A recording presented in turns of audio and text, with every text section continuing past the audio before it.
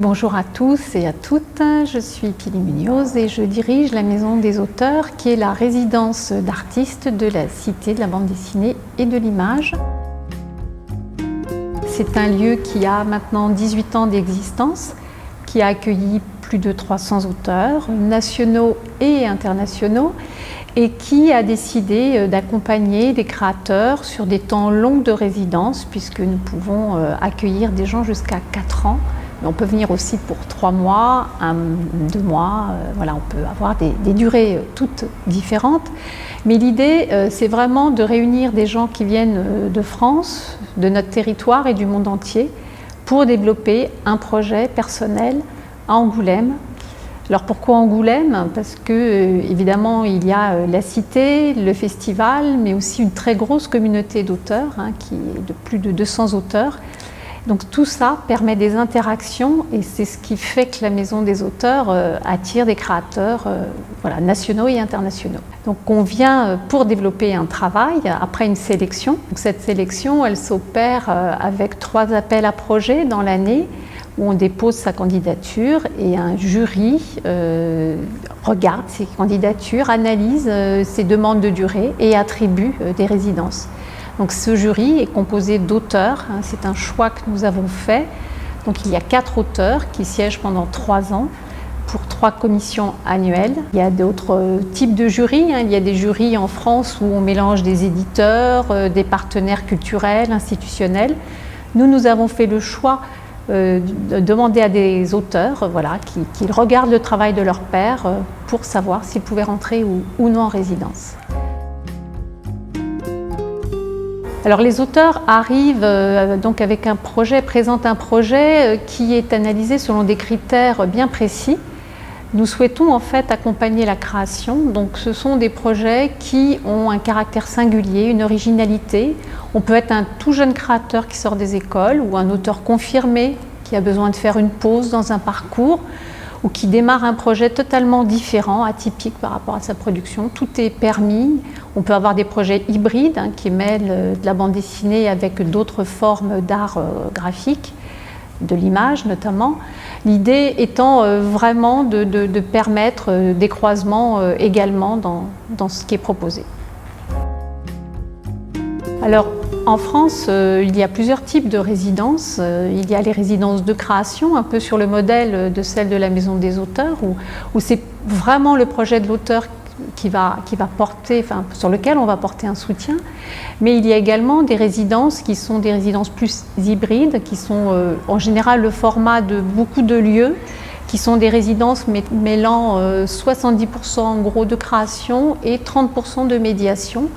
Donc ça permet à la fois d'accompagner l'auteur sur un projet qui lui est propre ou une commande, mais toujours en termes de création, et de permettre au public dans une grande diversité, ça peut être des enfants, ça peut être des adultes, ça peut être des publics empêchés, ça peut être des professionnels, de rencontrer aussi une œuvre à travers des actions qui sont proposées dans le cadre de la résidence. Une commande, c'est quelque chose qui peut être une résidence de création aussi, je pense, mais une commande, c'est quelque chose qui est peut-être plus dirigé, plus centré. C'est-à-dire, par exemple, si on accueille un auteur dans un pays étranger, par exemple en Égypte, on peut avoir envie de le faire travailler, réfléchir par rapport à un environnement graphique extrêmement puissant, extrêmement fort, et l'auteur qui va venir va avoir un intérêt aussi à réfléchir sur cette création, sur ce patrimoine, sur ces œuvres, par exemple, parce que justement, il a envie de venir dans ce pays et ça sort un peu de son travail. Alors, c'est toujours de la création, mais on peut dire que c'est un peu une commande parce que c'est davantage orienté, évidemment, que si c'est pour un album qu'il doit faire pour un éditeur. Pourquoi les auteurs viennent en résidence? C'est souvent la question qu'on se pose. Les réponses sont multiples. On vient en résidence soit pour des raisons personnelles, c'est-à-dire qu'on a besoin de s'accorder un temps dans le moment de son parcours, de sa création. On vient en résidence parce qu'on est curieux de l'autre, d'un pays, d'une culture, des auteurs, des partenaires qu'on va rencontrer. On vient en résidence en général parce qu'on arrive à un moment de sa création, on se pose des questions. et que la résidence apparaît comme un moment où on peut trouver des réponses à ces questions. Alors parfois on trouve d'autres choses en chemin, ça arrive assez souvent que les auteurs viennent pour une raison et puis tout d'un coup on voit que 2 ans après il y a un projet qui a germé au cours de la résidence qui paraît. On ne trouve pas toujours ce qu'on venait ou ce qu'on croyait chercher, mais en général il y a toujours une interrogation. Les auteurs qui arrivent en résidence, en général, ont besoin d'abord d'une espèce de bulle. C'est une sorte de bulle par rapport au quotidien, par rapport à la maison, c'est une parenthèse, par rapport à des commandes, par rapport parfois à des cours. Donc les auteurs ont besoin de trouver un environnement très accueillant, très agréable, ce qui ne veut pas dire qu'il doit être luxueux. Quand je parle d'agréable, c'est vraiment, ils s'y sentent bien. Et cet environnement, c'est à la fois une sorte de cocon, mais c'est un cocon qui peut être ouvert, qui doit être ouvert sur les autres. Donc il faut lui permettre de faire des allers-retours, de se retrouver seul pour réfléchir, pour travailler, mais aussi d'ouvrir les portes, qu'elles soient physiques ou pas, pour aller vers autre chose. Donc ça, c'est vraiment la base, cet accueil. Après, il peut y avoir des points techniques. Dans le cas de résidence graphique, ça peut être important. Alors c'est vrai que quand un auteur se déplace à l'étranger, en général, il va plutôt être en extérieur avec son carnet à dessin, il va croquer, il va prendre des photos, etc. Mais il peut y avoir une phase importante également de travail sur écran ensuite. On peut avoir besoin d'un scanner pour scanner des choses, on peut avoir besoin d'une photocopieuse, voilà. Donc c'est des outils qui peuvent évidemment être un plus s'ils existent. Et puis, dans certains cas, les auteurs ne viendront pas avec leur ordinateur. Donc, si effectivement, là, il y a un ordinateur à disposition avec une suite Adobe, évidemment, c'est l'idéal. Et puis, il faut une très bonne connexion Internet. Assez souvent, ça paraît bête, mais les auteurs sont beaucoup sur les réseaux, ils téléchargent beaucoup, ils envoient des fichiers lourds. Donc, c'est assez souvent indispensable. Un auteur qui vient en résidence en général, ou un auteur qu'on accueille en résidence, on essaie effectivement de lui faire connaître un environnement. C'est particulièrement fort dans le cas des instituts français, où en général l'Institut français, de par la position de la France sur le marché de la bande dessinée, a souvent des collections intéressantes et attire des auteurs du pays. Et très souvent, il y a des contacts qui sont déjà mis en place entre cette communauté de créateurs et l'Institut français. C'est d'autant plus intéressant justement d'inviter un auteur français à venir pour échanger, peut-être parfois travailler dans le même atelier, faire des masterclass avec des étudiants, avec des auteurs confirmés aussi comme lui, faire des créations en commun. Ça peut être une mini-résidence à l'intérieur de la résidence où on associe les auteurs locaux et les auteurs qui viennent. Donc évidemment, c'est fondamental de mettre une résidence sans mise en relation entre auteurs n'est pas aboutie pour moi. C'est vraiment quelque chose d'important. Et les auteurs souvent se connaissent virtuellement. Je suis toujours très étonnée à la Maison des auteurs quand des auteurs de certains pays me disent « Ah, mais telle personne est là, mais je connais son travail. » Alors je lui dis « Mais tu l'as rencontré où ?» Elle me dit « Non, mais je suis son travail sur les réseaux. » Donc très souvent, c'est des gens qui se suivent, qui se connaissent et qui s'apprécient déjà avant d'avoir une vraie rencontre aussi. Quand on va faire une résidence, je crois que la première question à se poser, c'est pourquoi je souhaite accueillir quelqu'un, qu'est-ce que je veux mettre en place et en quoi ma résidence va être différente de celle des autres. Et ces questions, il faut se les poser parce qu'elles vont vraiment permettre d'élaborer vraiment tout le parcours de l'auteur, ce qu'on peut lui apporter et ce que lui va nous apporter. Alors, une résidence, c'est aussi un cheminement commun, chacun apporte à l'autre. Et se poser ces questions, ça permet vraiment de construire le projet. Donc là, ça peut être pour l'Institut français, ça peut être évidemment des auteurs qui ont envie de découvrir un pays, sa culture graphique, un pan de son histoire contemporaine. Tout ça peut aider à vraiment penser le format de la résidence, est-ce que c'est thématisé ou pas. Ça peut être le cas. Donc, dans l'appel à résidence sur lequel on reviendra, cette question-là est centrale. Pourquoi on veut faire venir un auteur? À quoi on veut le faire participer, collaborer? Et donc, la question du thème, elle est aussi centrale avec ce qu'on veut mettre en avant de la culture d'un pays, des échanges entre la France et ce pays. Donc, évidemment, tout ça, c'est tout à fait bienvenu. Alors la question de l'appel à projet est importante parce qu'en fait c'est un peu la synthèse de toute votre réflexion, de tout ce que vous avez produit aussi avec d'autres, avec vos partenaires, ce que vous allez donner à l'auteur, ce qu'il va vous donner. Donc il faut essayer de faire court, hein, il n'est pas question de faire 4 pages, parfois on voit des appels à projets très très longs et ce n'est pas toujours les meilleurs, mais en 2 pages on peut tout à fait donner envie à l'auteur de venir et puis lui donner une idée de ce qu'il va rencontrer en venant en résidence. Donc l'appel à projet, mais il doit être très clair, c'est-à-dire vous devez aussi bien être sur des parties très pratico-pratiques, la prise en charge du déplacement, l'hébergement, le lieu de travail. Est-ce que l'auteur va travailler à l'Institut français dans un atelier? Est-ce qu'il va être accueilli dans un autre atelier avec des pairs ailleurs? Est-ce qu'il va être dans une ville, dans plusieurs villes? Est-ce que vous allez lui faire découvrir le pays?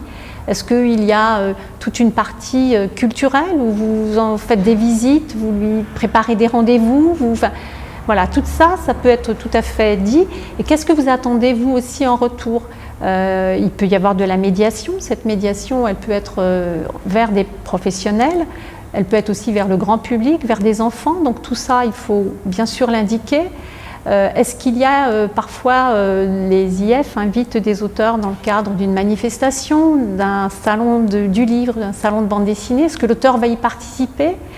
Comment vous allez rendre compte de la médiation? Comment vous allez rendre compte de cette résidence? Est-ce qu'il y a une petite exposition, un petit film, des choses sur les réseaux? Donc tout ça peut être indiqué.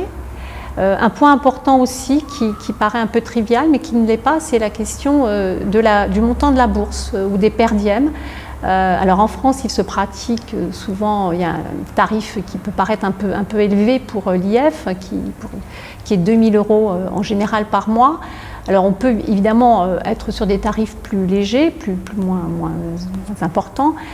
Il ne faut toutefois jamais oublier que l'auteur continue de payer un loyer souvent dans une grande ville, parfois Paris, etc., qu'il va cesser certaines activités pour le temps de sa résidence. Donc il faut trouver une sorte de compromis, évidemment en mettant une somme qui semble pouvoir satisfaire toutes les parties.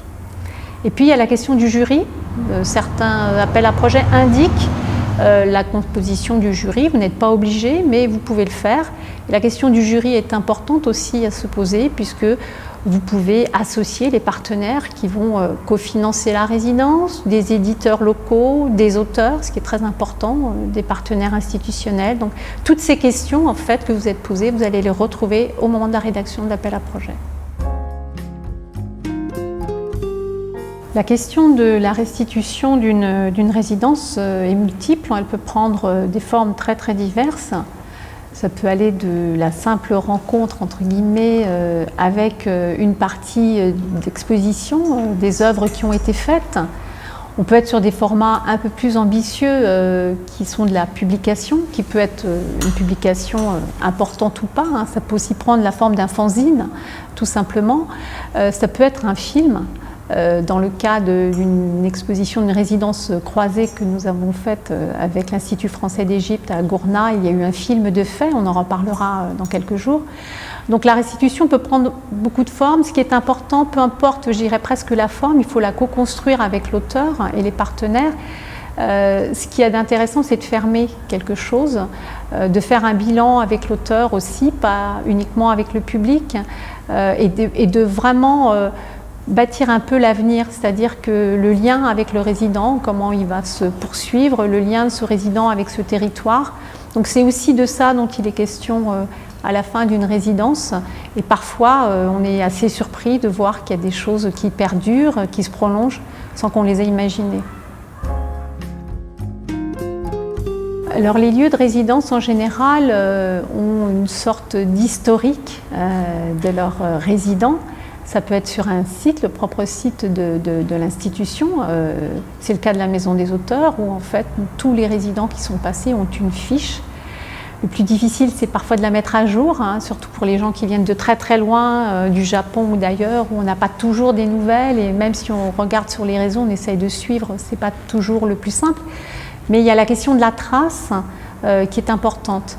Ensuite, on peut publier, nous on l'a fait, des catalogues hein, qui sont aussi des outils qui permettent aussi de faire rayonner ce qui s'est passé pendant 5 ans. Enfin, nous, on rassemble tout par 5 années, mais c'est important parce qu'on se dit, tiens, à telle époque, il y a eu cet auteur qui a rencontré cet auteur, etc. Et tout d'un coup, des choses se voient, se perçoivent aussi. Et puis, il y a évidemment les réseaux sociaux. Les auteurs continuent, eux, envers et contre tout, de communiquer entre eux, d'échanger. Et comme je l'ai dit à plusieurs reprises, il y a des choses qui se font évidemment en dehors de l'institution, et c'est très bien, en fait, que les auteurs continuent de communiquer. Voilà, il y a les festivals aussi qui sont très importants, où les auteurs, je suis toujours étonnée à Angoulême, que les auteurs qui sont venus se croisent, se retrouvent, se reconnaissent, découvrent les nouveaux. Si vous faites régulièrement des résidences, vous verrez que votre lieu, tout d'un coup, va avoir une autre identité qui est plus grande que l'institution, qui est un lieu qui a marqué des gens, qui s'y retrouvent avec plaisir. Donc la question du lien, elle peut prendre aussi beaucoup de formes. En tout cas, pour les institutions aussi, il est important de se dire que nous avons tous des partenaires. Il y a les centres du livre et les réseaux du livre et de lecture sur tous les territoires en France, qui souvent ont des résidences, des partenariats avec des pays étrangers. C'est le cas en Nouvelle-Aquitaine notamment, avec plusieurs pays, et notamment avec le Québec. Donc il ne faut pas hésiter aussi à regarder ce qui se fait sur tous ces territoires différents en France, parce que ça peut être des partenaires potentiels. Il y a aussi la Maison des écrivains et de la littérature, la MEL, qui recense toutes les résidences qu'il peut y avoir en France, mais aussi hors de France, par thématique. Donc ça permet aussi de rester en contact, de voir ce qui se passe au niveau des lieux. Et puis nous, on publie à notre modeste échelle la lettre aux auteurs, qui est un outil qui est à disposition des auteurs pour voir tout ce qui bouge dans leur environnement professionnel, mais qui montre aussi, qui relaie aussi toutes les résidences des partenaires. Donc ce réseau aussi existe, il faut l'utiliser, il ne faut pas hésiter à nous dire voilà, moi je crée une résidence, puisqu'on va pouvoir diffuser l'information. Donc il y a aussi ce réseau institutionnel qui est très important pour faire connaître ce que vous faites et lui donner plus de visibilité.